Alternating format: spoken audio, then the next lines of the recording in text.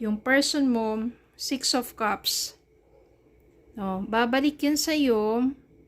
Hi everyone! Welcome to the Empath Tarot. Guys, another love reading, timeless and general. Take what resonates lang po. Maybe some part of the reading makaresonate kayo, some part of it hindi.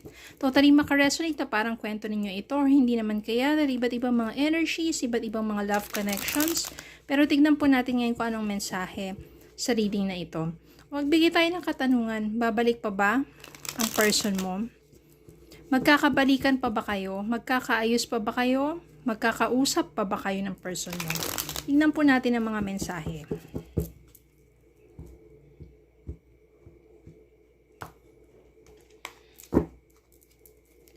Spirit guys, send me messages. Babalik pa ba ang person nila? Magkakausap pa ba sila? Magkikita pa ba sila? Magkakaayos pa ba sila?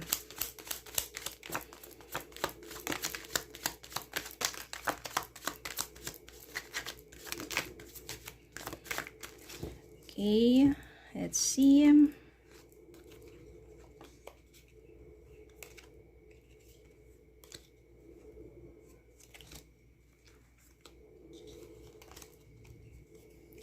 The World. Six of Swords. Seven of Wands. Eight of Coins. Eight of Cups. Justice, Temperance, Ace of Cups, and Six of Cups. Kuha pa tayong isa, bottom of the deck, Knight of Coins. Meron talagang paghihiwalay dito, no? Kasi meron ditong Six of Swords. So, meaning Six of Swords, you're trying to move forward with your life. No, para talagang maaring nagkaroon ng no contact na dito. Tapos, you're trying to move forward na, maalis ka na doon. Pero bit-bit mo pa rin yung sa isipan mo, hindi pa rin mawala. Hindi naman talaga makakalimutan yun, no? Sa isipan mo, yung taong naging bahagi na ng buhay mo. Pero, nandito kasi si Eight of Cups Minsan, it represents that loneliness, and yung feelings na naiwan, especially kung yung taong mahal mo ay umalis nga. No? Ibig sabihin na iwan ka, nag-iisa, na mabigat ang kalooban mo. Then, darating din yung time dito na Seven of Wands, no? Patuloy kang lalaban sa buhay mo. You will be more resilient and persistent. Kakayanin mo kasi alam mo, kaya mo yan. Yung no contact na yan minsan. Kasi yung mga panahon na of silence, no? Ibig sabihin yan yung time for you to have spiritual connection with the universe, with God. And for you to strengthen your faith. At sa mga pagkakataon na wala kang contact na sa person mo at nagkalayo kayo, o totally, sabihin natin, merong issue, ganon, yung silence ang pinakamaganda.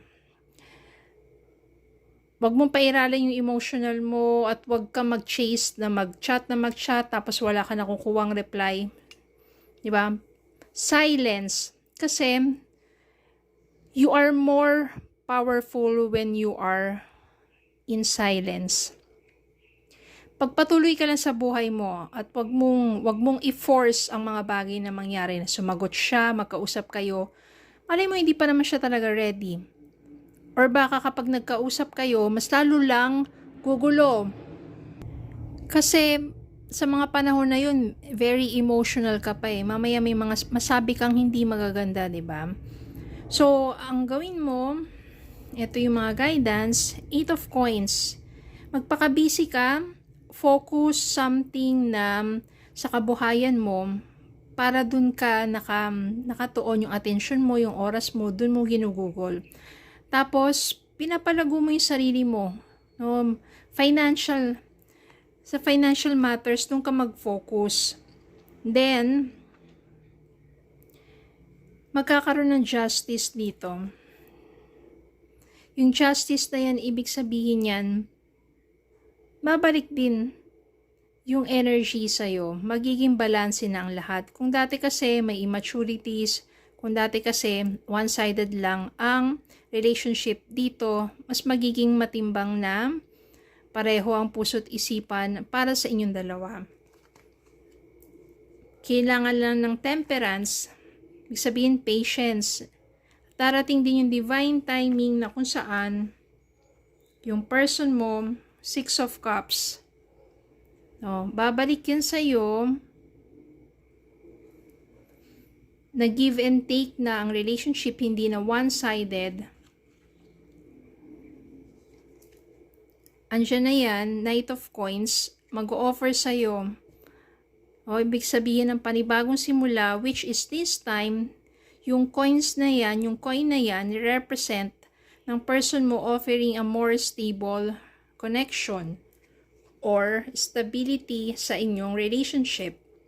And nandito si Ace of Cups, renewed love, renewed relationship, panibagong simula, new beginnings for both of you, for your relationship, and dito si the world, ibig sabihin niya, fulfillment, katapusan, accomplishment, na-accomplish na, sinasabi natin yung desired harmonious relationship na dati, toxic kasi merong, sabihin na natin na codependency, addiction, mga ganun, immaturity, one-sided relationship, pero this time,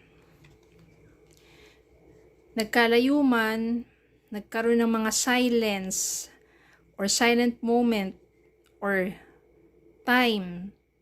Hindi natin masasabi ilang linggo, ilang buwan, maybe taon din. Kasi yung dun sa mga panahon na yon, merong prosesong nangyayari sa'yo. You grow, you mature, ganun din yung person mo at may mga bagay kayo natututunan. At kapag kayong dalawa nagkita muli in divine timing, kaya nandito rin sa temperance, ay para maging balanse na. And it will be a wish fulfilled na, accomplishment, fulfillment, more stable relationship, nagkaroon na ng growth. Kaya sa reading na to, yung katanungan natin, babalik pa siya, magkakaayos ba kayo?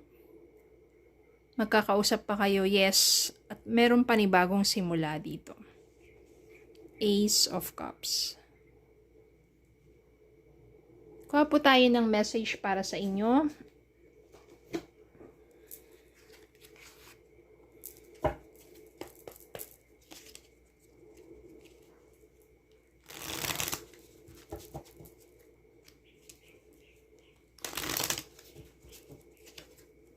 Trust the process, ika nga. Past lives. You have known this person before. It is a soulmate from a past lifetime. Baka nga kasi talagang soulmate kayo ng person mo. Parang kilala mo na siya . Kaso nga lang, in this reality, in the real world, marami pa kayong mga bagay na kailangan ma-discover sa isa't isa. Unbreakable love. This person has a genuine love for you. You can overcome any issues that may arise. Mahal nyo namang isa't isa. Sometimes, kailangan nyo munang parehong mahalin ang sarili ninyo in order for you to love the person. Take a leap of faith. Only when you're willing to step out of your comfort zone will you reap great rewards. Take a leap of faith. Minsan kasi, kapag matagal na kayong magkasama, nagiging komportable na kayo sa isa't isa. But sometimes, you have to go out of your comfort zone, do some adventures, diba, surprises, para hindi maging boring ang relationship. Okay, so yun lang po. Maraming salamat po for watching. Please don't forget to like, share, comment, subscribe, follow me on Facebook and YouTube. Have a good day po and God bless.